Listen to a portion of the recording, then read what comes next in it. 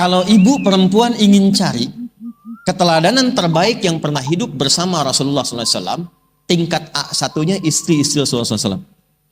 Karena beliau yang tinggal di rumah membersamai Nabi, 24 jam bersama Nabi, otomatis tidak ada satupun perempuan di muka bumi yang bila ingin menjadi perempuan terbaik, contoh teladannya nggak ada yang lain kecuali istri-istri Rasulullah SAW.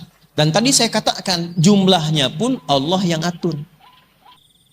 Kalau sudah jumlahnya ini tercukupi, dilarang Nabi menikah lagi. Apa rahasianya? Sebelum ke rahasianya, saya tanya dulu, berapa jumlah istri-istri Rasulullah SAW? 11 plus.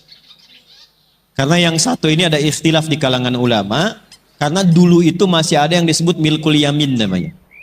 Milkul yamin itu yang tidak langsung dinikahi, tapi dihadiahkan sebagai bagian dari budak di masa itu.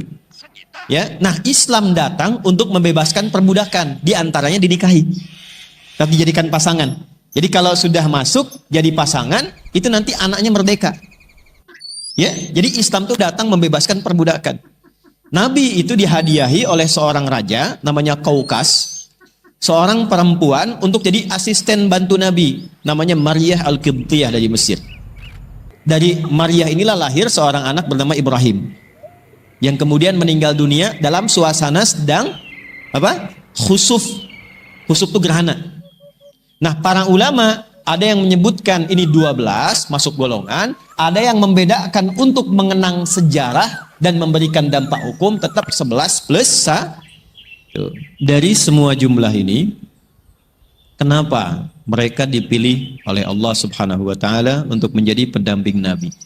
Dan menariknya, nanti semua ini punya perbedaan usia yang tidak sama dan punya jejak sejarah yang berbeda. Mengapa Allah pilihkan ibunda-ibunda mulia ini?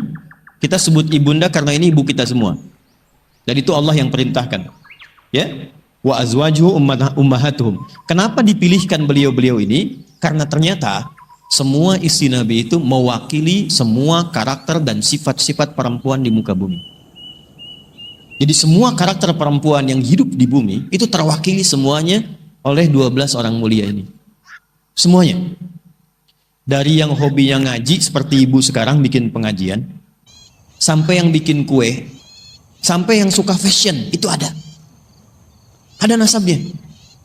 Jadi kalau ibu datang pengajian seragaman, kalau pengen ada seragam yang syar'i, yang bagus, itu ada nasabnya. Kalau ibu suka bikin kue, yang bikin kuenya ada berkahnya, itu ada nasabnya. Kalau ibu bikin majlis taklim, yang digabungkan, pengen tahu jadwalnya kapan, materinya apa, bagaimana mengaturnya, itu ada juga sanadnya. Dan semua terwakili di 12 orang ini. Nah, nanti kesimpulan dari 12 itu pulang dari sini, ibu belajar kira-kira ibu mirip siapa. Kalau mirip Sayyidah Khadijah, saya kira mustahil lah. Ya. Gak ada harapan ibu, pokoknya jauh. Karena yang 11 pun pengen ikut gak bisa. Ya, jauh pokoknya. Yang disebut oleh Nabi itu Khadijah, Khadijah, Khadijah. Ya. Tapi nanti bisa dipelajari, setidaknya bisa mendapatkan keberkahan.